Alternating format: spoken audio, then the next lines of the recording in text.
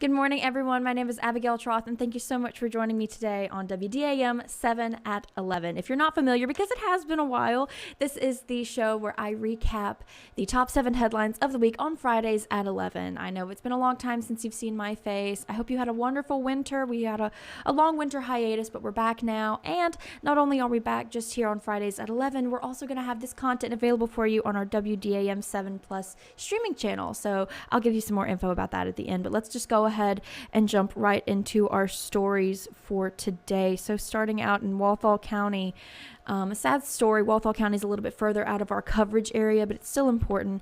A man who was missing for months out of Pike County was found dead inside of a vehicle in Walthall County last week. So Rico Venardo of Macomb was first reported missing in November. Dogs and drones searched the area, but they were unsuccessful in finding him. Last Thursday, a man jogging on a bridge in Tylertown saw a vehicle in a thicket, and he reported a crash, and Venardo was found in the vehicle, partially hanging out. It is unknown at this time how he ended up in the thicket, but his body has been sent to the Mississippi Forensic Lab for an autopsy, and that's our latest update from the Walthall County Sheriff. Moving on to our next story, having to get familiar with everything once again. Like I said, it's been a while, but a man wanted in Texas for murder was arrested at Jones College on Monday. So Jaden Grays was arrested on campus by the Jones County Sheriff's Department and campus police. Jaden Grays was located after a tip from an area resident as well as from the Covington County Sheriff's Department, getting a hit on a tag reader that matched the tag of Grays' vehicle.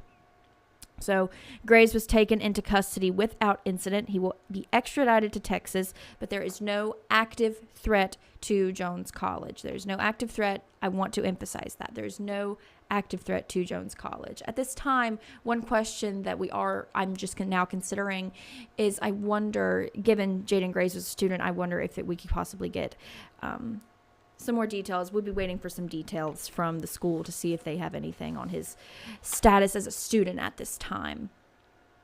Moving on to our next story. This is one that got a lot of attention and we have an update on. A woman was arrested and she's accused of shooting her neighbor through an apartment floor. So an arrest was made yesterday after a woman was struck by a bullet that came through her ceiling at an apartment in Lamar County. So 28-year-old Jessica James, pictured here, was arrested and charged with aggravated assault with a deadly weapon after the shooting on Wednesday night. The victim was transported to a local hospital and underwent surgery. I'm not sure about her condition at this time. Investigators recovered the weapon from the apartment and James was taken into custody without incident. She was booked into the Lamar County Jail early Thursday morning and her bond was set at $50,000. We'll keep a close eye on this story, and if we get any updates, we'll be sure to share them with y'all. Moving on to our next story. This is one that we got a lot of calls and a lot of messages. This one got a lot of interaction on our Facebook also. A former employee was arrested after allegedly abusing animals at a Laurel animal shelter. So an Ellisville man is facing an animal cruelty charge after police say he was caught on camera abusing multiple animals at the Laurel Jones County Animal Rescue League. Austin Berry, 26 years old and pictured here, is accused of abusing 5 dogs at the shelter. He was accused of beating the dogs when other employees weren't at work. Police said that Berry was seen stomping and kicking the animals, and he is charged with aggravated cruelty of animals. His bond was set at $15,000, and I checked this morning on the Jones County Jail roster, and he's still in custody. The dogs are apparently doing better and are being looked at by vets, so it's good to hear they're doing better, but he is... At this time, I do also know that the Laurel Jones County Animal Rescue League is taking precautions to make sure that this does not happen again, and the employees were very upset by this, so... These type of stories are always sad. Any story involving these kind of tragedies are sad, but animal cruelty charges, things like that, they always tend to hit people in a certain way. Moving on to our next story. This is one that's been a long time coming, and, we've kept a close eye on since it was first kind of brought up back in 2024, but Lamar County Schools has broken ground on their new high schools in Purvis and Sumrall. So Purvis High School's new campus is being built right across the street from the current campus. Sumrall's new high school will be on Highway Mississippi 44, just a few minutes up the road though. So both of these projects are being funded by a $117 million bond referendum that voters approved in 2024. And we did a lot of coverage on that. And you can go check that out on our website. Delaney Dukes and Raven Little, they followed that story because they both kind of keep a close eye on Lamar County. They followed that story pretty close. But these two projects combined will cost $86 million. The district expects to have students on both campuses by fall of 2027.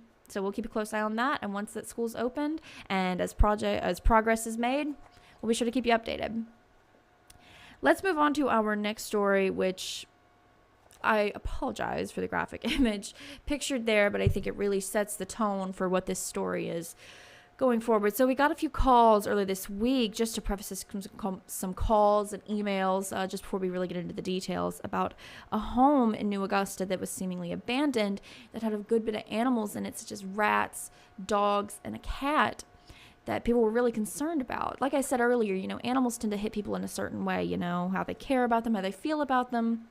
That really, it strikes a chord with you.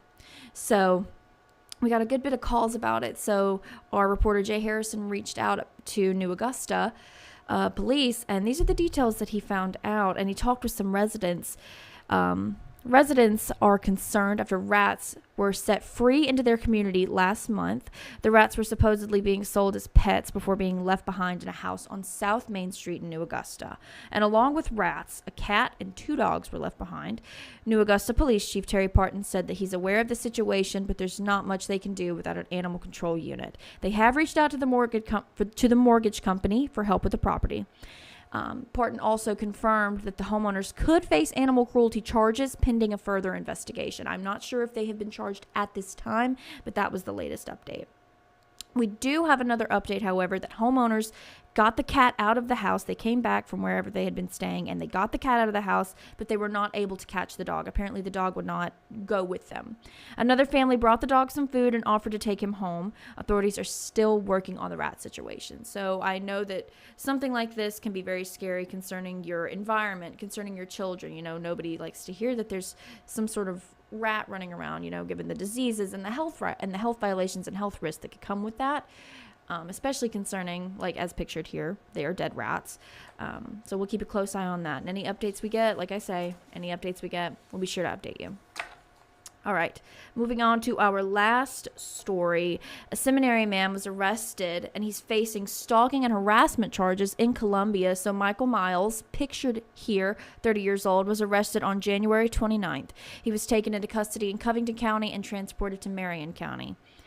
The Columbia Police Department says that Miles had been stalking multiple employees for over a week, including sending them messages that escalated and, quote, got out of hand. CPD also confirms that Walmart's corporate office made the decision to send the employees home with pay as a safety precaution for a few days.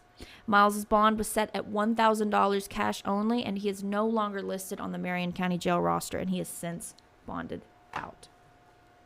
So that is all of our stories for today, Pine Belt. But before I go, I do just want to take a moment to talk about our WDAM 7 Plus streaming app. That is something that we're putting a big focus on this year. We have plenty of content for you, not just from WDAM 7, but from our Gray station as a whole, from Gray Media. We have a lot of content, including content like Aging Untold, Investigate TV. You can take a look at national news, and one of our largest national stories that we do have coverage on right now is the disappearance of Nancy Guthrie. We do have 24/7 coverage on that. So if you want to watch interviews with the sheriff, if you want to watch deeper investigations into how this happened, information about the timeline, and any updates that come out of that story, you can go to our WDAM 7 Plus app, which is available, as I said earlier, on the Roku, the Amazon Fire TV, Apple TV, and Android. So you can download that. And as always, be sure to get our updates on our WDAM 7 News app and our weather app. And also, we won't be having a midday show today, so I can't tell you to join our midday show, given the Winter Olympics are coming up.